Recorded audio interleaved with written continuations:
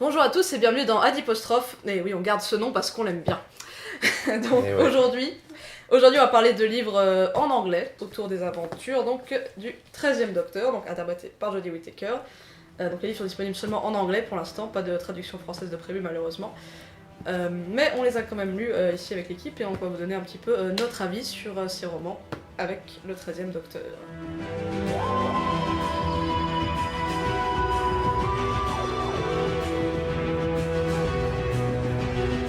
Le premier roman, donc cette nouvelle collection qui est sortie, c'est The Good Doctor, écrit par Juno Dawson. Le bon docteur. Le bon docteur, par chez nous. Alors l'histoire, très simplement, sans spoiler, c'est le docteur qui se rend sur une planète où cohabitent des humains et des lobas. Donc les lobas, c'est des créatures, c'est des sortes de chiens humanoïdes, Ouais, des gros toutous. Et donc elle met fin à un conflit entre ces deux espèces, et tout va bien, tout le monde se fait des bisous et tout, sauf que Ryan oublie son téléphone portable. Du coup, le docteur doit retourner sur sa planète, et petite erreur dans les commandes du TARDIS, il se retrouve, je crois, 100 ans en arrière, un truc comme ça. En avant. 600 ans, Plus tard. 600 Un truc ans dans dans le le genre. futur, et elle se rend compte que le docteur est désormais adoré comme une divinité, et les deux espèces ne vivent plus du tout en paix, puisque les lobos ont été réduits en esclavage. Donc, un premier roman, ma foi, assez réussi. Qu'en as-tu pensé, Julien? Alors moi j'ai vraiment adoré, c'est le seul que j'ai lu des trois. Et je l'ai acheté parce qu'il y avait Graham sur la couverture. Déjà, premier argument. Graham. Mais j'ai bien aimé, en plus c'est un peu méta, il y a... T'as plus la psychologie des personnages que dans la série. J'ai l'impression que comme sur un livre, il y a plus le temps de développer les personnages et leurs sentiments. Du coup ça j'ai bien aimé. Et tout le concept autour de la divinité, comme tu disais, j'ai beaucoup aimé. Flavien, tu l'as lu toi aussi, tu as Oui, aimé? j'ai lu, oui. J'ai beaucoup aimé. Alors, quand j'ai lu le résumé, j'étais un petit peu blasé parce que je trouvais que ça ressemblait à certaines choses qui avaient été faites sur les classiques, notamment The Ark in Space du premier Docteur. Et finalement, pas du tout. Ça part d'un même principe, mais c'est pas du tout le même traitement et la même histoire. Le début est très rushé. Vraiment, ça va trop vite. La fin est très rushée. Ça va trop vite. Et le milieu est bien. Je trouve que il y a un traitement politique. Oui, désolé pour ceux qui ne veulent pas de politique dans Doctor Moon, ne lisez pas ça.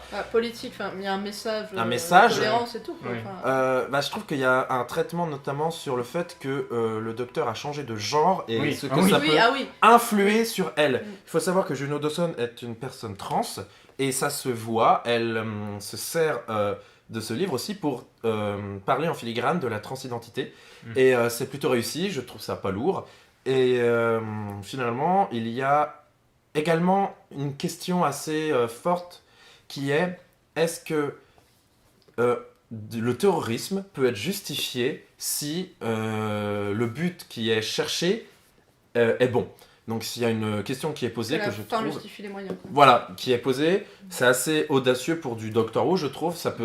Ils peuvent se le permettre parce que c'est un roman et donc du coup, c'est pas tout le public ne va pas le lire.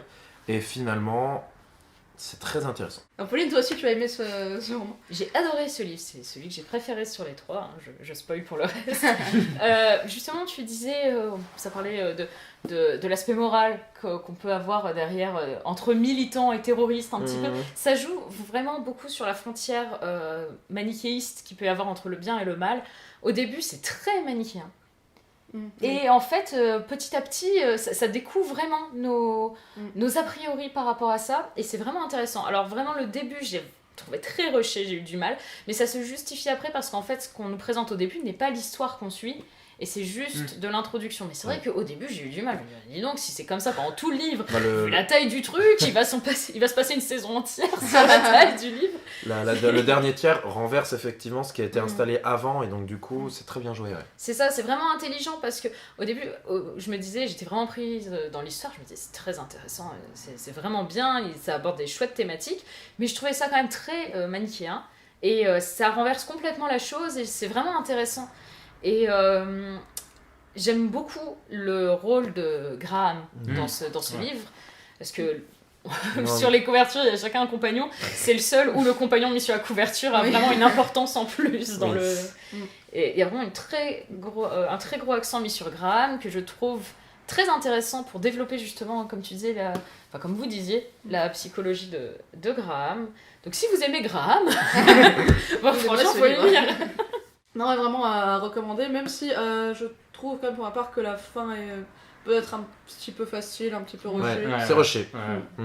Oui, ça nous Voilà. installe énormément Ouais. de choses et au final c'est résolu de façon très simple. On se croirait dans un épisode de Doctor Who en fait. C'est vrai finalement. Oh, C'est bizarre. C'est chiant, hein, c'est comme Doctor Who. Donc ça c'est le deuxième roman de la collection qui est sorti, c'est Molten Heart de, je vais pas Una écorcher son nom, McCormack. Una McCormack. C'est donc une histoire de SF assez classique où le docteur et ses compagnons se retrouvent sur une planète assez lambda finalement, sauf qu'au cœur de cette planète, au centre de la Terre, il y a des hommes cailloux, je crois qu'on peut le dire comme ça, qui habitent et qui vivent là depuis des millénaires et qui ne savent pas du tout ce qu'il y a autour. Et qui vont se retrouver face à un problème vu qu'il y a des failles dans la croûte terrestre et que leur monde risque d'être englouti. Flavien, tu as lu ce roman, qu'est-ce que tu en as pensé? Oui, je l'ai lu. Eh ben, personne n'attendait un crossover entre Doctor Who et Steven Universe, mais on l'a quand même, et c'était bien. C'était bien. Il y a des descriptions assez sympathiques, je trouve. Le Docteur est très drôle dans cette histoire. Et finalement, c'est un petit peu ce qu'on attend aussi d'un roman Doctor Who. Une histoire qu'on ne pourrait pas se permettre en série parce que le budget ne le permettrait pas, avec des personnages qui ne sont pas tant humanoïdes que ça, en cailloux, en gemmes. Ça passerait très mal à l'écran, mais là c'est assez sympathique. Il n'y a pas un message aussi fort que dans The Good Doctor, mais c'est une histoire qui tient la route de Doctor Who, avec un univers assez sympathique et bien développé. Moi, c'est celui que j'ai le moins aimé parce que justement, je trouve qu'on dirait énormément un épisode classique. Et on sait très bien ce qu'ils auraient fait avec un épisode classique, c'est que on aurait en effet eu les hommes cailloux et ça aurait été dégueulasse. Mais donc, en fait, c'était pas mal. Je me suis pas ennuyée, c'était sympathique. Mais en fait, j'avais vraiment l'impression de lire presque une novélisation d'épisode classique. J'ai par moments l'impression d'avoir vu l'épisode en fait. Et j'ai trouvé que du coup ça manquait un peu d'audace. Surtout comparé, c'est le dernier que j'ai lu, et comparé aux deux autres qui sont beaucoup plus audacieux, j'étais c'est tout. Il y a énormément de descriptions, et par moments ils font certaines actions avec plein de descriptions, et l'action juste après, elle dure une demi-page. C'était assez frustrant parce qu'il y avait plein de trucs qui me plaisaient dans les descriptions sont magnifiques. Oui. Mais en fait, j'avais l'impression qu'elle avait pas grand chose à raconter, qu'en fait son histoire était pas assez longue pour faire un livre et que du coup elle a un peu brodé. Mais du coup, il est quand même assez simple à lire, je trouve, outre le fait qu'il soit plus court. Donc si vous avez du mal en anglais, je vous conseille celui-ci parce que c'est quand même une bonne histoire. Moi j'ai beaucoup aimé. Il est classique certes, mais efficace, j'ai trouvé. C'est vrai qu'il y a pas mal de descriptions, on passe beaucoup de temps sur les paysages, sur les mers de lave, les choses comme ça. Moi j'ai passé un bon moment à lire ce bouquin. Je trouve qu'il y a des petites touches d'humour aussi qui étaient assez sympas. Le docteur a tout un délire avec une corde. Oui, parce donc, qu'elle s'énerve parce que personne ne se balade avec une corde dans son sac, alors que c'est quand même la base quand on part en exploration. Voilà, et le docteur veut nommer un responsable corde pour que ça n'arrive plus. Enfin, il y a des petites touches d'humour comme ça voilà, qui m'ont bien plu. Donc moi c'est ce que j'attends d'un roman Doctor Who en fait. Effectivement un univers qu'on pourrait pas montrer en épisode parce qu'on n'a pas le budget de faire ça, mais en roman ça passe très bien. Donc on recommande plutôt avec quelques réserves. Après oui, si vous avez pas trop l'habitude C'est une des bonne romans histoire, Doctor Who, hein. c'est un bon C'est démarrage. un bon début pour commencer, c'est bien. Et donc le dernier roman de cette collection c'est Combat's Magics de Steve Cole, donc qui a écrit d'autres romans en Doctor Who et qui écrit pas mal pour Big Finish aussi, enfin c'est pas un nouveau venu quoi. Donc là on est sur un historique vu qu'il se passe en Gaule à l'époque de l'invasion des Huns. Et donc le docteur et ses compagnons vont se retrouver pris entre un conflit entre les Romains et les troupes d'Attila. Pauline, tu as lu ce roman, est-ce que ça t'a plu? Est-ce que tu es C'était enthousiaste? vachement bien. C'était super bien. Moi j'aime beaucoup les épisodes sur fond historique. Et ça m'a fait plaisir en plus après avoir vu la saison 11 avec des si bons épisodes historiques de voir un roman qui était aussi de qualité côté historique. Et alors je sais pas trop ce que ça donne, question respect de l'histoire, parce que c'est une vraie bataille, ça se passe pendant une vraie bataille, alors je sais pas trop à quel niveau c'est respecté, machin truc. Je ne saurais pas dire. Mais c'était, j'ai beaucoup aimé le mélange, j'ai trouvé que c'était très bien dosé, le mélange entre magie et histoire vraiment. C'est un livre que je mettrais pas entre toutes les mains. Parce que autant j'ai dit avant Molten Heart c'est très bien pour démarrer, ça non. Déjà il faut aimer les épisodes historiques, c'est le plus long. Et ça se ressent, mais il est très dense, il se passe énormément de choses. Et il y a beaucoup de retournements de situation.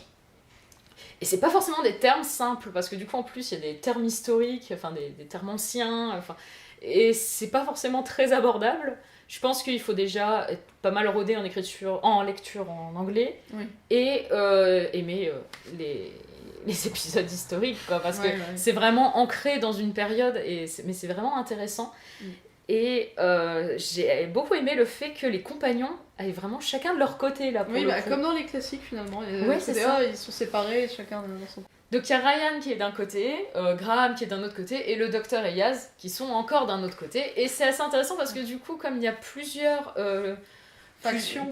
plusieurs C'est ça factions, qui est ils sont intéressant. chacun dans une faction. Et Voilà, parce qu'ils c'est sont chacun cool. dans une faction ennemie dans le conflit qui a lieu à ce moment-là, donc C'est ils ça. peuvent voir les différents côtés. Ah, c'est cool ça. Mais ouais, c'est un livre que j'avais beaucoup aimé aussi. Je trouve qu'il est intéressant déjà parce que c'est une période de l'histoire sur laquelle on parle pas forcément beaucoup, surtout dans les du point de vue anglo-saxon, parce que c'est pas leur histoire finalement. Et d'ailleurs, j'ai bien aimé la petite ref à Astérix au début du bouquin. Oh. Ça fait toujours plaisir. Page 2.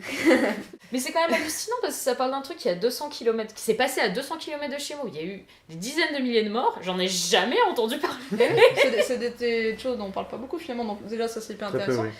Et ça m'a fait penser aussi pas mal à l'épisode de la saison 11, c'est quoi, c'est The Witchfinders. Ouais. Là, les sorcières, je trouve, Elles c'est sont un peu le même convaincantes. principe, mais les sorcières sont vraiment. Tu sens la menace, quoi. La menace est vraiment réelle. Les aliens, je trouve, c'est cool. Oui, il y a des aliens, spoiler, c'est Doctor Who. Et ouais, non, il y a pas mal de scènes d'action, elles sont bien gérées. Non, vraiment, on s'ennuie pas malgré l'épaisseur du bouquin. Et ça s'inscrit finalement assez bien dans la saison 11 où il y avait beaucoup d'épisodes historiques. Là, on est vraiment en plein dedans. Et ouais, le tout passe plutôt bien. Donc, je recommande ce bouquin. Et ben voilà, donc il ne reste plus qu'à vous souhaiter de bonnes lectures. Et à bientôt dans Adipostrophe. Et oui, on garde ce nom, on l'aime bien. Adipostrophe. C'est bien. C'est bien.